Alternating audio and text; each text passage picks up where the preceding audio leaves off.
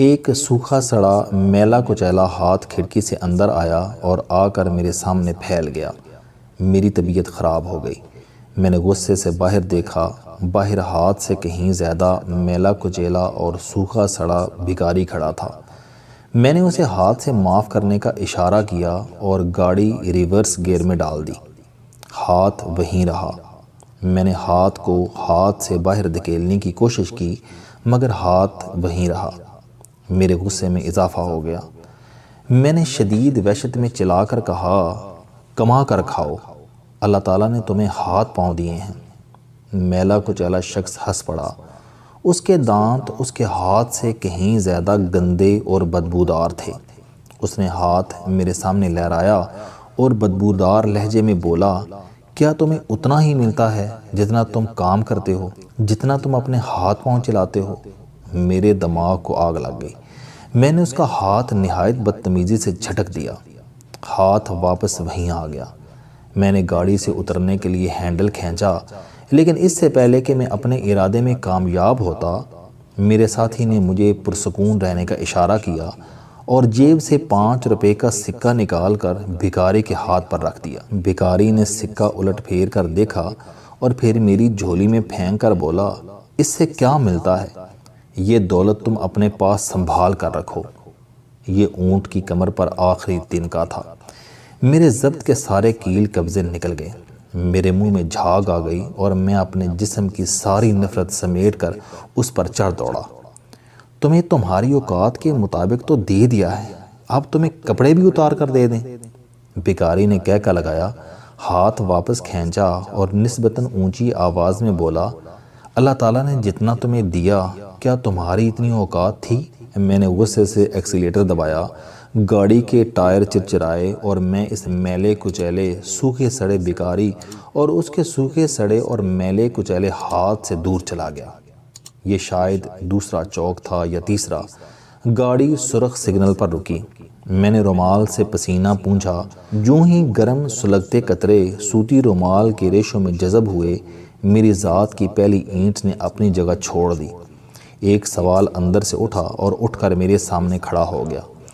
میں نے اپنے آپ سے پوچھا، اللہ تعالیٰ نے مجھے جتنا دیا کیا واقعی میں اتنا ڈیزرو کرتا ہوں؟ جواب آیا، نہیں، اللہ تعالیٰ نے تمہیں تمہاری اوقات سے زیادہ دیا۔ میں نے سوچنا شروع کر دیا۔ سوچتا گیا، گتھیاں کھلتی گئیں، معلوم ہوتا گیا۔ میں آخر میں اس نتیجے پر پہنچا کہ اس دنیا میں اربوں لوگ مجھ سے زیادہ ذہین، مجھ سے زیادہ محنتی اور مجھ سے زیادہ فنکار ہیں، لیکن اللہ تعالیٰ نے مجھے ان سے زیادہ عزت، ان سے زیادہ صحت اور ان سے زیادہ رزق دیا۔ اس دنیا میں کروڑوں اربوں لوگ مجھ سے زیادہ کام کرتے ہیں، لیکن اللہ تعالیٰ نے میرے کام کو ان سے زیادہ درجہ اور ان سے زیادہ اہمیت دے دی۔ مجھے معلوم ہوا میرا رب میرے کام میری محنت سے زیادہ دیتا ہے۔ اس سوال کے بعد ایک اور سوال اٹھا اور اٹھ کر میرے سامنے کھڑا ہو گیا۔ میں نے اپنے آپ سے پوچھا، کیا میں دنیا میں اپنی اوقات کے مطابق زندگی گزار رہا ہوں؟ جواب آیا، نہیں، اس سے لاکھ کروڑ درجے بہتر۔ میں نے سوچنا شروع کیا تو معلوم ہوا کہ میری اوقات تو بہت ہی چھوٹی ہے۔ میں معمولی باتیں برداشت نہیں کر سکتا۔ میں کمینگی، سفلے پن اور ہرس کا کوئی موقع ضائع نہیں کرتا۔ میں اس قدر منقسم مزاج ہوں کہ اپنے سے کہیں زیادہ کمزور لوگوں سے بھی انتقام لیتے نہیں چوکتا۔ جھوٹا ہوں، غیبت باز ہوں، فحش کلام ہوں، احساس کمتری کا شکار ہوں اور خود غرض ہوں، اور وہ کون سی خامی اور کون سی خرابی ہے جو میرے اندر نہیں، لیکن پھر بھی اللہ تعالیٰ کا کرم سر پر سایہ کیے ہوئے ہے۔ اللہ تعالیٰ نے میری ساری خامیوں، ساری خرابیوں اور سارے عیبوں پر پردے ڈال رکھے ہیں۔ اللہ نے مجھے عزت، شہرت اور نیک نامی سے نواز رکھا ہے۔ میرے پاس آزادی ہے، آسائش ہے اور فراوانی ہے۔ میں نے آگے پیچھے مڑ کر دیکھا، میرے گردا گرد لوگ ہی لوگ تھے، سر ہی سر، کندھے ہی کندھے اور دھڑ ہی دھڑ تھے۔ میں نے ان تمام دھڑوں، تمام کندھوں اور تمام سروں کو غور سے دیکھا۔ مجھے سارے لوگ اپنے جیسے لگے۔ مجھے معلوم ہوا کہ سب لوگوں کو ان کی محنت، ان کے کام سے زیادہ مل رہا ہے۔ انہیں ان کا رب ان کی اوقات سے زیادہ دے رہا ہے۔ میں نے آنکھیں بند کر لیں۔ وہ سارے دھڑ بہت سارے دھڑ بن گئے، وہ سارے کندھے بہت سارے کندھے بن گئے، وہ سارے سر بہت سارے سر بن گئے۔ یہ سارے سر، کندھے اور دھڑ 15-16 کروڑ بن گئے، اور وہ سڑک پھیل کر ملک بن گئے، اسلامی جمہوریہ پاکستان، پاک سرزمین شاد باد۔ مجھے محسوس ہوا کہ اس پورے ملک کو اس کی اوقات سے زیادہ مل رہا ہے۔ قدرت ان تمام سروں، کندھوں اور دھڑوں کو ان کی محنت سے کہیں زیادہ صلہ دے رہی ہے۔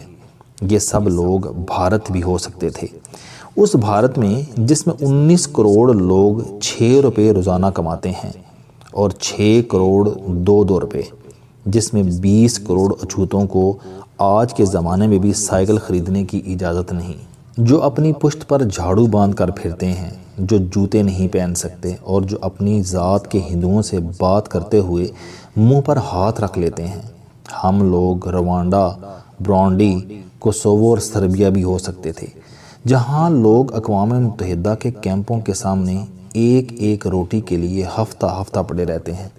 یہ لوگ فلسطین کے شہری بھی ہو سکتے تھے، جہاں کوئی گھر ایسا نہیں جس کے سین میں 4-5 قبریں نہ ہوں۔ یہ لوگ عراق اور افغانستان کے شہری بھی ہو سکتے تھے، جہاں زندگی اب خوف کا دوسرا نام ہے۔ اور یہ لوگ ان بالٹک اسٹیٹس کے شہری بھی ہو سکتے تھے، جن میں لوگ چند ڈالروں کے لیے اپنے بچے بیچنے کے لیے تیار بیٹھے ہیں۔ مجھے معلوم ہوا ہم سب لوگ اپنی اوقات سے کہیں بہتر زندگی گزار رہے ہیں۔